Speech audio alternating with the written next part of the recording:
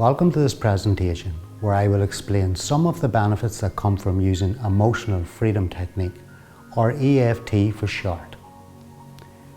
EFT uses a combination of cognitive psychology and acupressure to help heal the body and mind.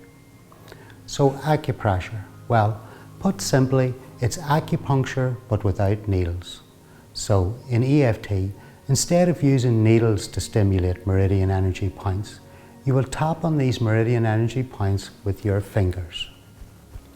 When you stimulate these points in EFT, a signal is generated that produces a calming effect within the part of our minds that reacts to our emotions.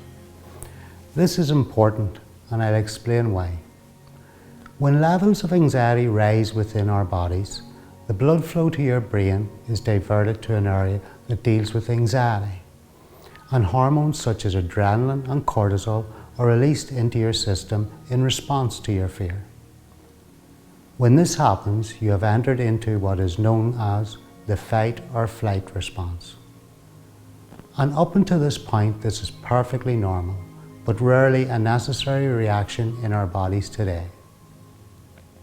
Nowadays, there just isn't the same requirement to either run or fight for survival, but this old system still runs within our bodies and can often be triggered when we need it least. Take for an example, if you were entering an examination situation or about to speak in front of others and your mind decides that you're threatened by this event. All of a sudden, blood flow to the brain is diverted to the emotional brain and away from the areas that deal with reason and memory. This is why at times of stress it can be so difficult to focus or to think clearly.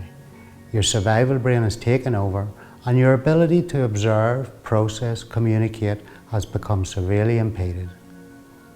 It can be particularly challenging for people that suffer from constant stress or any anxiety disorder, as living with continually active threat perception has the real potential of hurting the body and mind.